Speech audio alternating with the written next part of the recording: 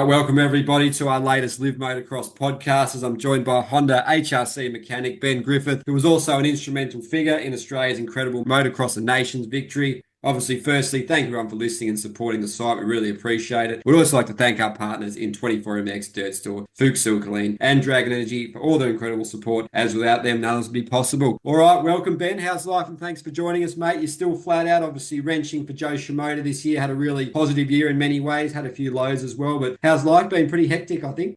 Yeah, life's been pretty crazy the last few weeks. Ever since SMX finished, a lot of riders and mechanics had some time off, but for us here at Honda, we didn't get a break. We were straight back to the shop, getting things ready for Motocross of Nations, and then I actually flew out early to sort all the bikes out as they landed in the UK and get them all ready for the guys. And then I actually drove the bikes up to Manly Basin and get it all ready, and then the other mechanics flew in and done what they needed to do on the bikes. But yeah, and had a little holiday, came down to Australia, but hasn't stopped since. I'm landed back in America, and my feet are moving and I'm running, but it's good. I can't complain about it. It's good times. No rest for the wicked. Really cool what you've done. Obviously, good season. I guess we've got to start with the nations, and you were very integral, mate, especially with that Webster HRC factory bike, the knowledge and input and insight you provide, obviously, to, the Aussie crew and just everyone, really, because it was a really sort of team effort, a big sort of collaboration, HRC in Europe, HRC in America, the Aussie guys with the fundraising, the Lawrence brothers, obviously, you guys doing your thing, helping Webster, Lars. It was like a bit of a home away from home, I guess, a pretty special event for you, especially because from the UK, Australia is essentially, remember last time we spoke, is what you call home, and then with the American crew as well. So what a cool event, and Australia was all in the same direction, all reading off the same hymn book, so to speak, and you're a key component of that, mate. But, the framework was there, the boys did it, they got the success, and First Nations ever for Australia, mate. What an impressive achievement, and to be part of it. You certainly enjoyed yourself, the celebrations, some of the photos and images are just incredible. So just tell us a little bit about the weekend, mate, because it was pretty awesome. Looking back on it now, the weekend it's so hard to explain. It was kind of a little bit of a blur when I really think about it, but I tried to take in as much as I could of it, and it was an unbelievable experience. But for me, it was more special than most, I feel like, because obviously originally I was born and brought up in the UK, and I lived there until I was 25 years old, and then I moved to Australia and lived there for 12 years. And then obviously nearly 5 years I've been here. So when Lars actually approached me and was like, hey, we're going to give Carl Webster a HRC bike to race. Everybody down there, all the management that's involved with their side of Motocross of Nations. It's in the country you was born in. The bike. It'd be silly not to take you and have you as Carl's mechanic. And I didn't even have to, there was no question. I was doing it all day long, I didn't hesitate. And so for me, it was an absolute honor to pull on that green and gold. I still remember Berner giving it to me, and I was like, this is going to be sick. Like, I just had this feeling it was going to be a good weekend. And yeah, to pull on that green and gold in my home country and to do what the boys done. And it sounds kind of crazy, but for me, there was a lot of pressure on my shoulders because coming into it, a lot of people obviously know what Jet and Hannah can do, but Carl was obviously a bit of an unknown, and people, as they do, the trolls were like, oh, he's a weak link and we don't know if he can do it. He could be a letdown, and you know how it goes. So I was like, yeah, this has got to be pressure on me. I've got to be like, dot all my I's and cross all my T's here with this motorcycle. This could be the deciding factor. And it was a busy week leading up to it. And then being in England to get everything ready for the race. Like I said, I went early because I knew where the bikes had been shipped to. There was actually the UK team, Honda team. They're friends of mine. So it just made it like perfect for me to just go out there and get it done. And then, yeah, going to the race, it was the atmosphere from as soon as we got there, it was unbelievable. the European fans are crazy. Like, got the chainsaws, they got the horns, they've got the cowbells or whatever it may be, and they're just making noise 24/7. It was cool. So I remember going down to start practice with Kyle, and I could see he was a little bit nervous. He was pretty good, but I could see he was nervous. And going down there and the whole crowd, the fans, like, for start practice, I was just blown away. I was like, I've seen some crowds, but this is kind of crazy. And there was only 4 grates that they was letting us use down on the flat area, and the crowd was just all around us. It was kind of hectic, but it made the atmosphere what it was. And then that went well. Coming into the race on Saturday for the qualifying race, Kyle actually got some good laps in practice, but didn't get a super clean lap in. But we knew he was there. Just need to clean up a few things to make it to be in the top 5 in the MX2 class. And then when the race come round, he actually didn't get out the gate great, but he showed some big balls, as they say, and he just held it on coming into the first turn. And he came out in, I think, fifth place past the mechanics area, and then they drop away and we couldn't see him. Then as he jumped back out, he's in second, and we're like, oh, it's unreal. And then, as everybody knows, and they seen on TV, he had a tip over. Then he had a big crash, and he had another tip over. So qualifying wasn't great, but I was like, listen, let's get these crashes out of the way. It's done now, you know? And but he was fine. He actually shook it off pretty well and kind of just got over it. We went and had a good dinner Saturday night, and we relaxed and went over the bikes, and we didn't have to make any changes with Kyle. He was super happy with the bike and everything. So coming into Sunday was, I think everybody could feel the pressure, you know, from walking in, parking at the top of the hill, walking in with all of the team, and the crowd going crazy. This is like 7 o'clock in the morning. The crowd's already just going nuts. It was unbelievable. And yeah, that first race was, I've known Carl for a fairly long time, and I've seen him ride a 250, and the way he was riding and the riders that he was battling against, don't get me wrong, I know some riders fell off and crashed, but at the end of the day, that is racing, you know? Riders crash. It's part of the sport. You got to be in it to win it. And that first moto, like, for a couple laps there, he was having a good battle with Kyle de Wolf. And Kai is like MX2, MXGP world champion, you know, like, he's no slouch. And Kyle was hanging with him there. And I don't know how much he beat him by, but I think it was like 8 to 10 seconds. But I was like, that's an unbelievable effort. Like, he finished second in the MX2 class, and I think he was 10th overall in the race. And I was so happy for him after that first moto. And I was like, if we can go into his second moto and do that again, we got, like, the boys have got a chance, because we know what the brothers are like. They rise to the occasion no matter what. Like, that's just who they are. They come out of the corner, first turn, 20th. You know, at the end of the race, they're going to be at the front of the pack no matter what. So we knew Carl, if we could just get him over the line and get another good moto win, obviously we could drop a race. So he actually got not a great start at second moto, but same again, he pushed through, come out okay, but he just made some mistakes. And I don't know if people know, but he actually took a rock to the back of his hand about halfway through, and it was such a bad cut, you had to end up getting stitches in it. And when I seen him after the race, his glove, back of his glove is actually red, like full of blood. It was pretty damn bad. And obviously it was funny, like, weather, it was like mizzling, I guess you would say. And he actually had to come in and get goggles, and then his goggles broke, and so he ended up with no goggles and the busted up hand, and he still got 20th. Like, I know it doesn't sound great, but from the depth of the field, you know, like, it was pretty astonishing what he done.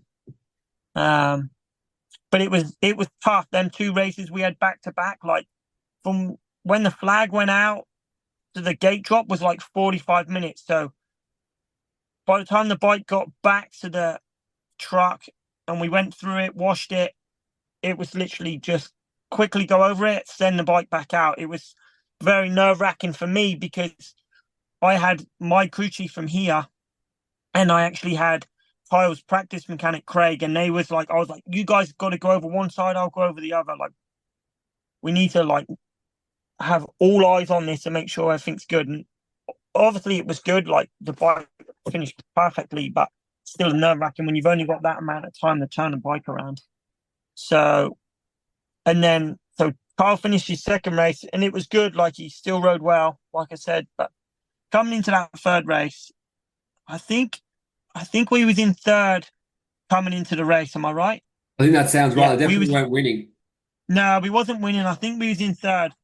And I remember, so I goes down to the pit box area with Burner, and we're walking down there, and Burner's like doing the numbers in his head, and then the whole time we was like, they're racing, they're doing numbers in their heads. And obviously Jet got a mediocre start, Hunter got a good start, but had to come in for goggles. But them two, their performances in that second race was just unbelievable. What they done. Jet came from, I think he was like nearly 20th coming around the first turn, and he got up to like 6th by the first lap. Like, these are the best riders in the world. And Hunter had a good start, and he held it for a long time. He was in third, and then he had to get goggles. And he finished 4th in the race. He rode on the reel, like both of them. But I remember the last lap, Burner's like, if it stays like this, when Jet was in the lead, we're going to win. And I was like, are you sure? And then another guy was there, and he was doing the figures, and he's like, oh, I don't know. And AP was coming through the pack, and he was gaining points. So it's between us and USA. And it was stressful. And then Jet obviously hits a big triple up the hill, turns left. But from the mechanics area, they go out of sight. We can't see them until they cross the finish. So we're like, I remember me and the rest of the team were stood there, and Geyser comes over and wins it. And we're like gobsmacked. We don't know what to think. We don't know who's won.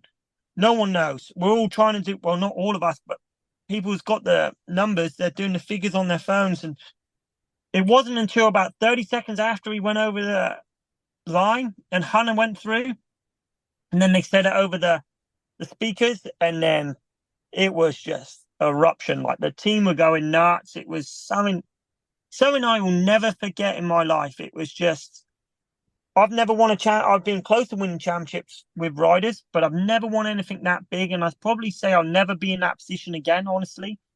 But if that's the only kind of championship I get as a mechanic, and to do it the way we done it at that race in my home country, I'll die a happy man. It's unbelievable.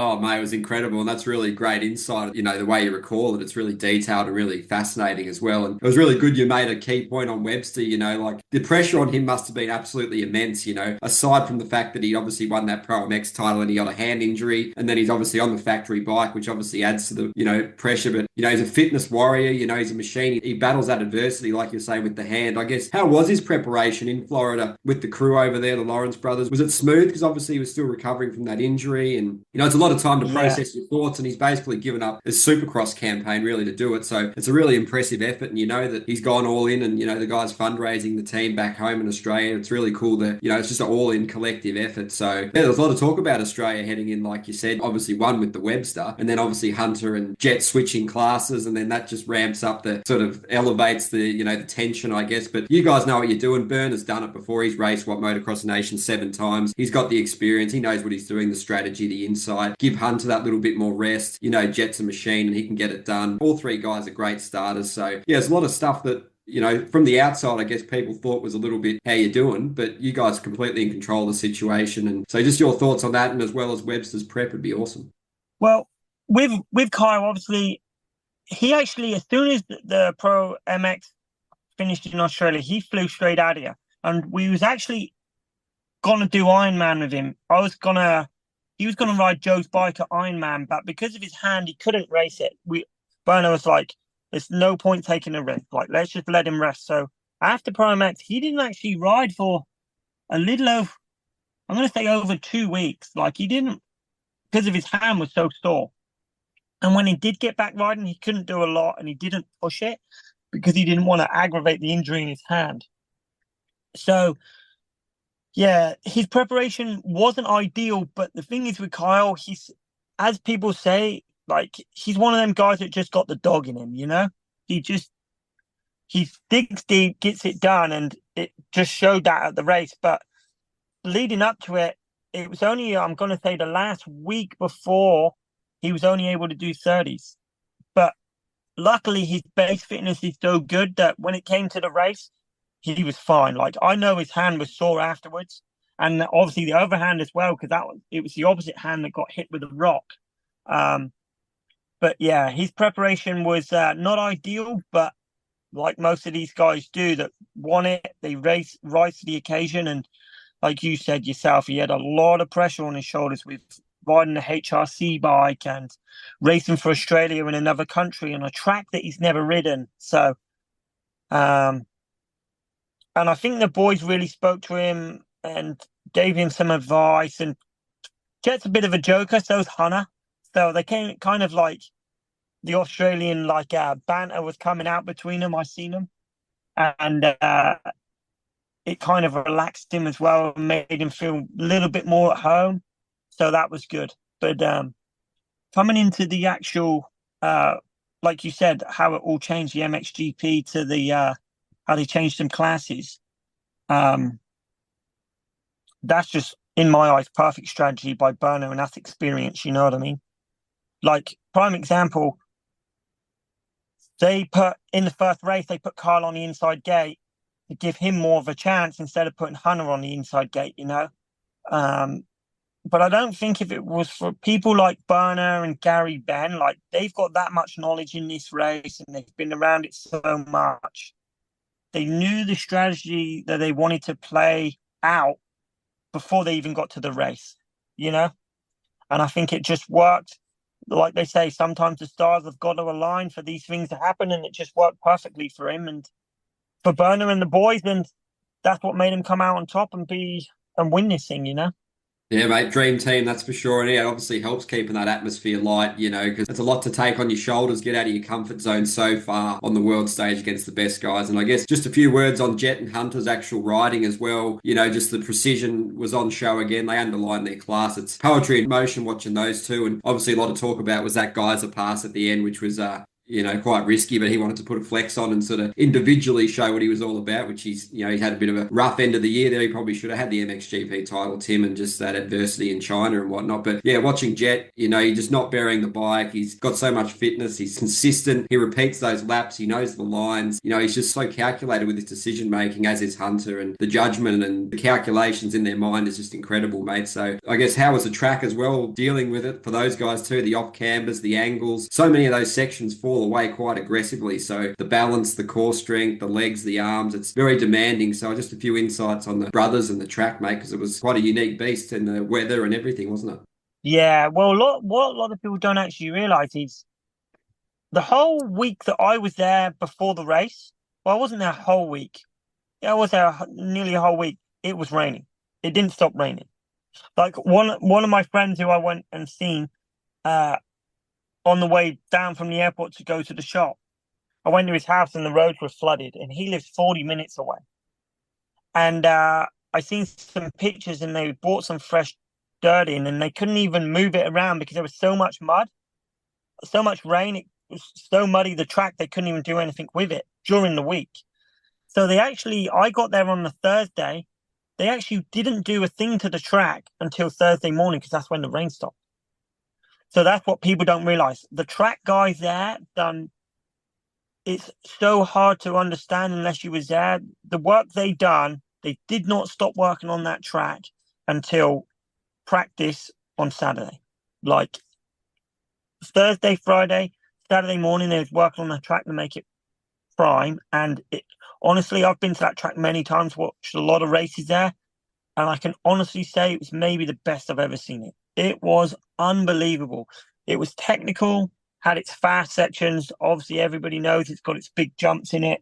And like you said, first camber, a lot of falling away turns. But for me, that's where the boys kind of shined, like the brothers, because they were used to it. And I know Hunter's ridden that track, but I'm not sure if Jet's ever ridden it. But with his skill, he kind of adapted to it so quickly that they were like kind of knew what to expect coming into it, you know. But you say like how good Jet was, but honestly, for me, I don't think people realize how well Hunter rode. Like he rode so good, and it was just unbelievable. Like I could sit here and pick them apart and talk about how good they were and what they done so great. But it's a team effort at the end of the day, and the three boys just rode unbelievable to get the result that they did. That's the way I look at it. Like Jet and Hunter even says it. The kid's a freak, like Jet's a freak. But Hunter also is. It's just his brother sometimes overshadows him. That's all it is. Like if you take Jet out of the equation, Hunter's an unbelievable rider, you know? All three of them were unbelievable the weekend, and that's why they got the result that they did, you know? Absolutely, yeah. Sometimes you definitely feel that Hunter goes under the radar, but the season he's had 450, debut season's been nothing short of impressive, and he's taken home a couple of titles if his brother's not the amazing phenom that he is. So a lot of credit deserves to come his way for sure. And I guess tell us a little bit about the celebrations, mate, and any other key takeaways from the nations, and we'll go on to some of your stuff and Shimoda and all that. But yeah, it was a pretty amazing sort of perfect storm of like pretty much all the best guys were there, except maybe Sexton and Deegan. But other than that, it was just stacked. So just tell us a little bit about that. Obviously, Shimoda wasn't there, mate, but next year it's going to be just as good, I reckon. Yeah, no, 100%. It'd be nice. Hopefully next year, being in America, Joe will race for Japan, which will be really cool. But we'll see how that goes. But the celebrations, it got wild. I'm not gonna lie. But what was memorable for me is obviously when Hunter crossed the line, we realized that the team had won. That was just unbelievable. But then the camaraderie of like the boys when we was behind the cool down area at the podium, like I could see Burner, he was tearing up, and all the rest of them, Gary Band, even Lars, like just for Lars to send all of his bikes, his crew, and to do that it's pretty unbelievable. But I remember being behind the podium in the cool down area, and Lars is like, "Hey, dude, you got to go get your bike." I'm like, "Why?" He's like, "We've got to put him on the podium." Now, just after the MX2 race finished, I washed my bike real quick, and it was just sat up at the truck. So I had to go back to the truck, fight my way through the crowd of the podium crowd, get my bike, fight my way back through the podium crowd to get the bike on the podium. People are grabbing me, and like I'm revving the bikes. I'm so excited, and they're like screaming and shouting and going, "Oh, Aussie!" And where's Jet? Just where's Hunter? Kyle's amazing. Like all of that was just out of control. And I put the bike on the podium, and the crowd just erupted. Like the two other mechanics had already put theirs on the podium, and the crowd's just out of control. Like there was flares going off, like I said, chainsaws, bells, all kinds of stuff. Just crowd was going crazy.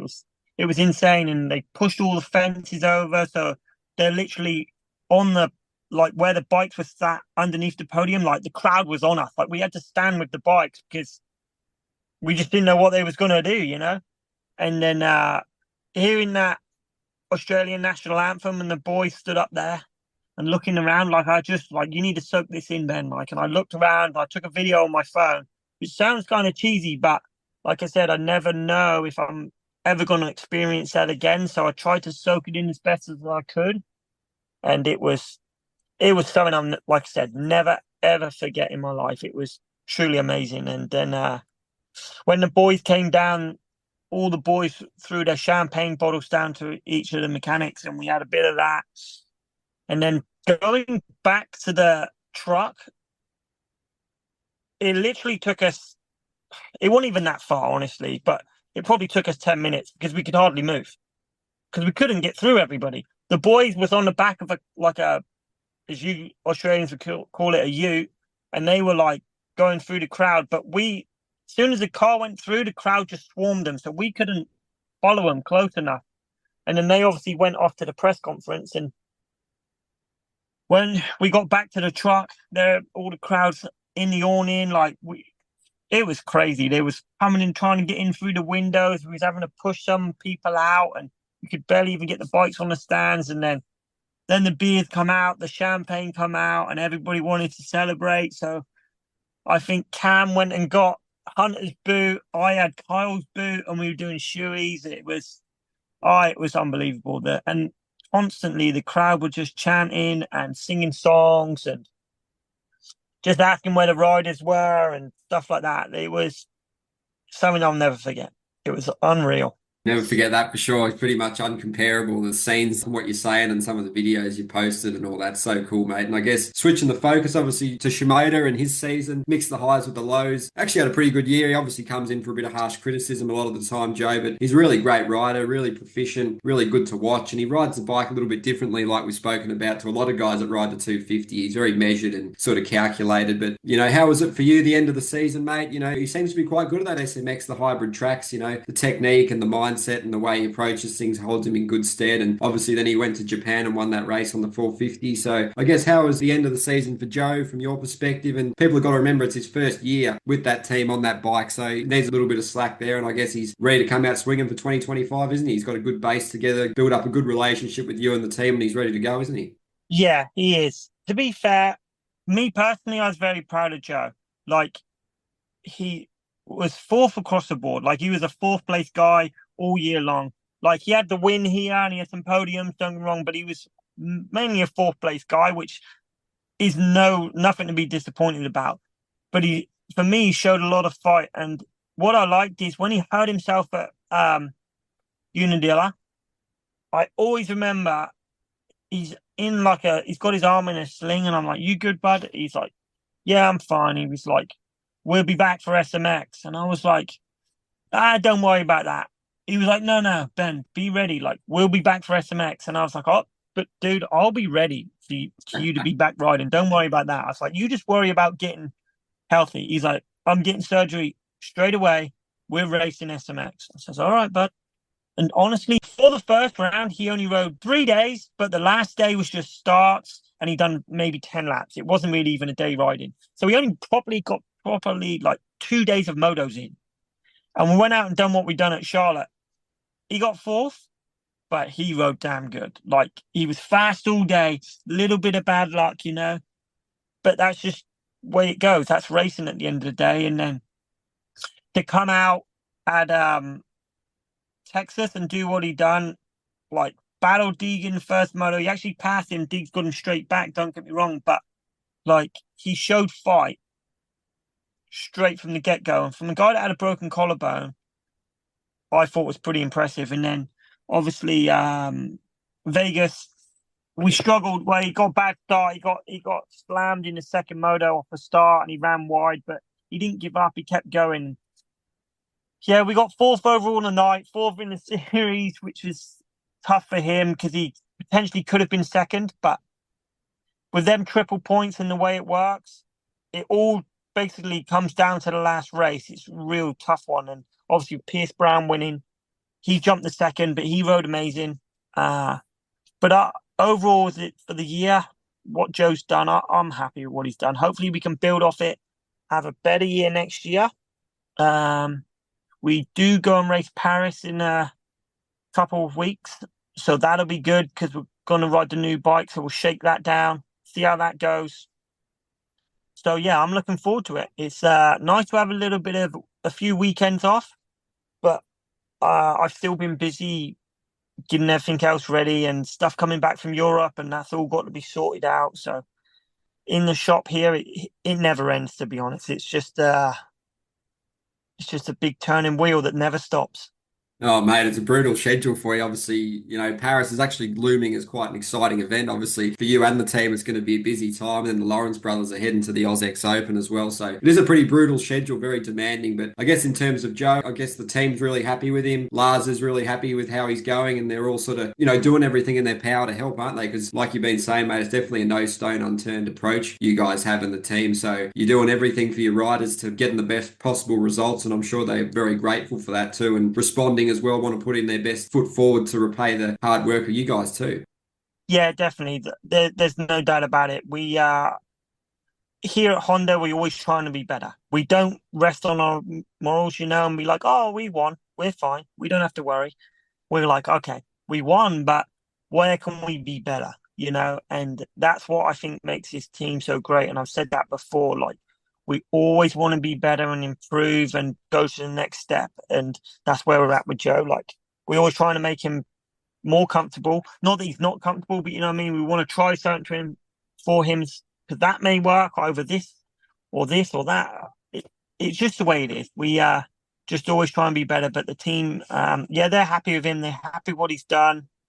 Bit of a disappointment he had the injury, but that's racing dirt bikes. It's not if it's going to happen, it's when it's going to happen, I hate to say. And luckily it wasn't too bad of an injury. Didn't have to have too much time off. But yeah, this upcoming season, this upcoming race to go into Paris is going to be good because we get to ride that new bike. And obviously Joe's Prince of Paris, obviously from winning it last year. So he's got a little bit of a target on his back as it was. I'm sure Viel's going to be coming for him and a couple of the other French guys, because to be honest, the French guys always race to the occasion at them races. So you can never just rest on them and think, no, I've got them covered.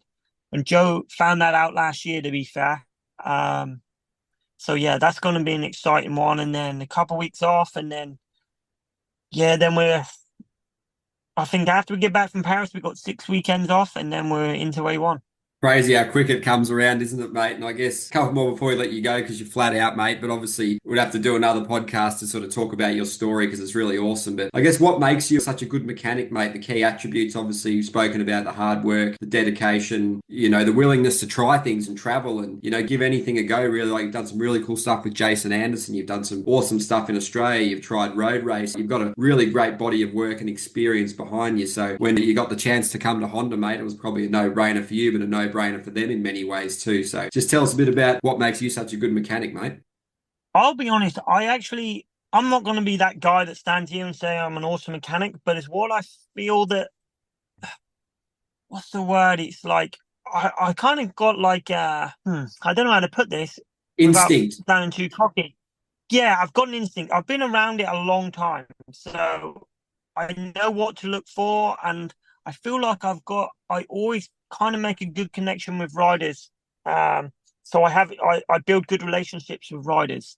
But not only that, I never think I'm better than anybody else. I will never be like that. And even today, I was talking to the 450 engine builder, and I said to him, I was like, what makes a good worker is somebody who's open-minded and willing to take advice off of somebody else, even though they may have been doing the job longer than them. You've got to have an open mind and like bounce ideas off of each other. And like I said before, like there's guys in the shop that have been doing it less time than me in this career, but I'll still walk up to them and be like, hey, I've got this. I think this. What's your opinion? And they were like, well, we could do it this way. And I was like, well, I was thinking that, but I was thinking about doing it this way because of this. And then we bounce off each other. And I think that's what makes a good mechanic. Someone that's open-minded, obviously hard work, dedication to sport. And honestly, to be a mechanic in this industry, you can't be stood there looking at your watch.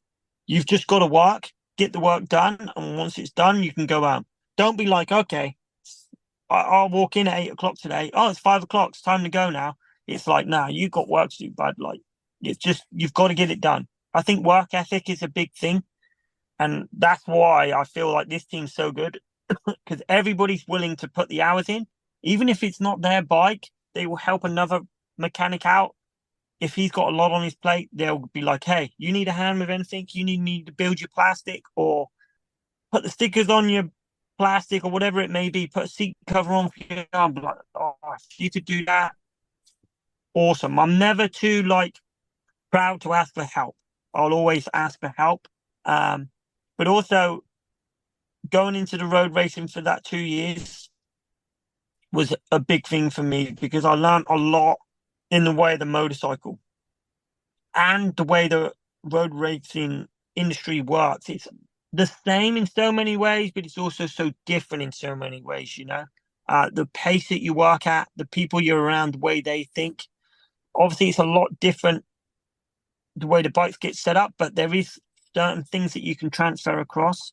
So yeah, that was a really cool experience for me. And if I had an opportunity to go back in a certain area, I probably would do it because it's so good. It's so much fun. Yeah. But working with Jason Anderson for them 3 years as the practice mechanic, that was a lot of work. That was hard. It was good as well at the same time. Like being around that environment, the relaxed environment that Jason brings, and the people that I was around, it was just a good fun time. There was days I was out in the desert in New Mexico in Albuquerque on my own, 10 o'clock at night, pitch black, watering tracks, and people would be like, "You are a lunatic. Why are you doing this?"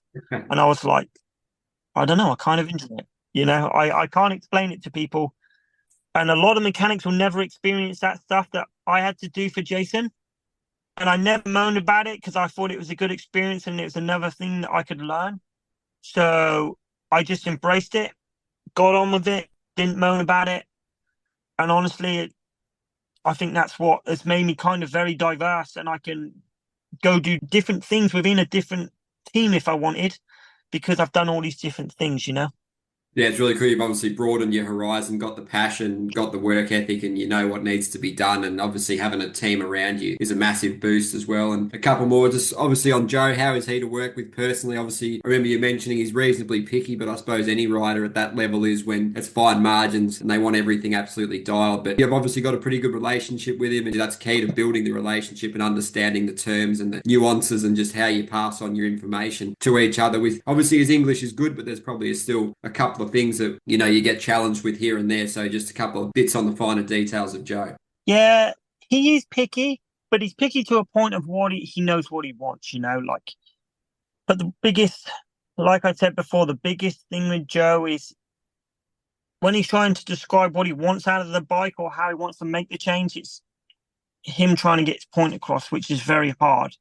But he's getting a lot better on it. From when I started with him to now, we kind of know the direction he wants to go with stuff, so we kind of can like preempt which way he's going to go with it.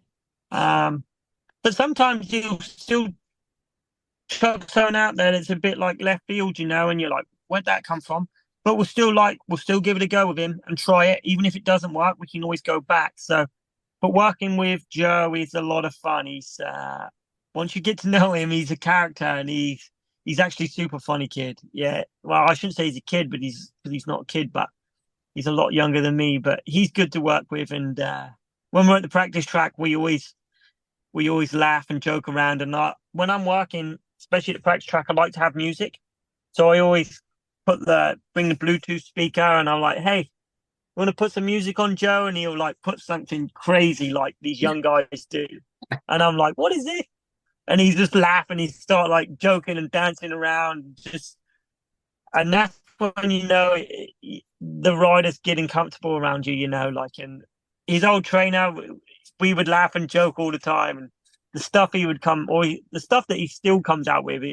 Some days he just has me crying with laughter because he's that funny. But good thing with him, when it's go time and it's time to be serious, he's like, he can shut that off and be like, "All right, it's business now. Like, we got to get to work," and he's got a good work ethic as well. And we're like, if we got stuff to test, and we're like, "Hey, bud, listen, it's going to be a long day. Be like, come prepared, bring food. We still need to be there at 4:30 at night. We'll be there at 4:30 at night testing." I remember outdoors last year. There was a couple times we was outdoor testing till sundown. Literally, the sun's going down, and Joe's there, and Trey and our test riders there, and we're still testing stuff in the middle of the week at sundown. Like, that's what makes a great rider in my eyes. But everyone's different, I guess. Yeah, it's that whatever it takes approach. It sort of needs to be done. The work needs to be put in then to obviously, just like the fitness, to give yourself a good base come season, mate. And before I let you go, I wanted to touch on the club local side business you got going on there. Really cool, mate. Obviously, it's making some cool waves across social media, and obviously a lot of the riders and people that come for a holiday, it's a really cool asset and it adds to their trip. So a little bit of a chat about that. And also, how was your holiday back to Australia, mate? Must have been good to catch up with people and just have a little breather after such a busy season. Yeah, no, Club Locals is actually inspired by Jed Beaton, if I'm honest. He reached out to me last year when I was a test mechanic back in 23, and he's like, "Hey, I'm gonna come over and test with KYB. I'm gonna borrow a bike off somebody. Can I like rent your truck and stay at your house and work out your garage?" I'm like, "Bud, of course you can. No worries. Like, whatever." So anyway, Jed comes over. He ends up coming over for 2 weeks, and then we went and raced Washougal National, and we're driving back, and he's like, "I don't know why you don't do this. Like, you know so many people." So I started doing it, and I haven't pushed it through the season because I'm so busy, and obviously people are racing. So, and I'm not trying to do like a ride holiday where people come and stay with me and I take them places. There's none of that. It's like you come to me, you can stay at the house if you want, hire a bike, hire a toolbox, fuel drum stand, a vehicle if you need it, or just a bike, and you go ride the tracks. Do whatever you want to do. You ride for an hour a day, you can ride for 24 hours. I don't care. It's just a day rate on the bikes. So, yeah, it has. In the last couple of weeks, I've been really pushing it a bit more as racing season has stopped to try and get people over here, because coming into winter now in Southern California, the tracks are getting outdoor tracks are getting unbelievable. The hills are getting coming alive with the people at the test tracks. So people can come out here and ride, go to Lake Elsinore, ride, go watch the pros on the Supercross track.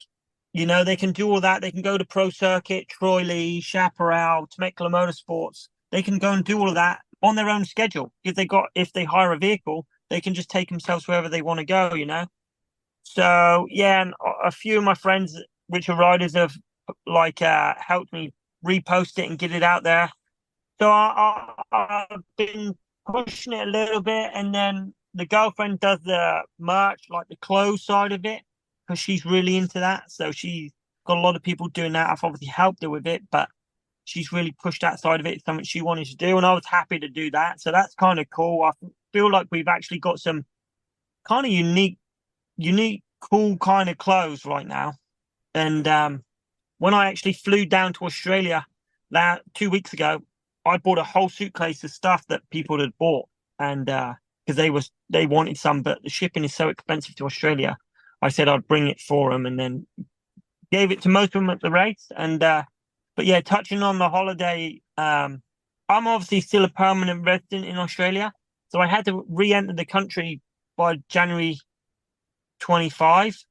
So I said to my girlfriend, I was like, "Let's go down there for a week," and it just straight after Nations. So I literally flew home from Motocross of Nations, drove from LAX airport home. That got home that afternoon, Tuesday afternoon, and then I flew back out from LAX Wednesday afternoon. So I was in the country for like 24 hours, and I done a 10-hour straight flight in the country, 24 hours, got on a plane for 14 hours, flew to Australia. But like I said, Australia to me is still like home. I love it down there. I absolutely love it. I love going back and seeing my friends. I caught up with my friends, so that was really cool. And then obviously the race was on. So a couple of people I knew was racing that. So I was like, yeah, I went and watched that. That was actually a really cool event. It was really good to see. It was absolutely sold out the first night on Saturday, which for me, all the supercrosses I ever went to when I worked them, I never seen them sold out. Only ever OzX was sold out. The first 2 years that it was done it. Other than that, it wasn't sold out, I don't think. But that place was sold out, and the people that put it on, the organizers, promoters, done a great job. No, it was good. It was really cool to see the support. The pits were busy. They were buzzing, actually. Like, I was actually kind of blown away how busy they were. But no, it's good to go back. And I went down to Melbourne, showed the girlfriend where I used to live, and I actually proposed to my girlfriend down there in Melbourne, and luckily she said yes. So that was nice. Congratulations, mate. So no, Australia. Thank you, buddy. Appreciate that. So yeah, no, Australia is it's got a soft spot in my heart for sure, and I'll always come back and visit. And maybe one day I'll move back there. We'll see. Yeah, mate, well said. Awesome to hear that. Really cool stuff. And yeah, like I was at that race too, and yeah, it was really pumping. To doing a great job with the Aussie Supercross series for sure. And lastly, mate, any final thoughts? Anyone you'd like to shout out to, say thanks, and obviously, or maybe we'll do a podcast after Paris if you have time, and just tell everyone about Club Local too, where they can follow you, the details and all that kind of thing too. Yeah, so on Club Locals, you can follow us on Instagram, club_locals, or you can go on the website, www.club-locals.com, and you can see what we're all about on the website. It shows you what we provide. You can also buy merch on there through the Shopify, and you can see all of our merch on there, which is kind of cool because I feel like it's very different. So yeah, just Club Locals, get around it, have a look at it. It's pretty cool. Yeah, that's it, really.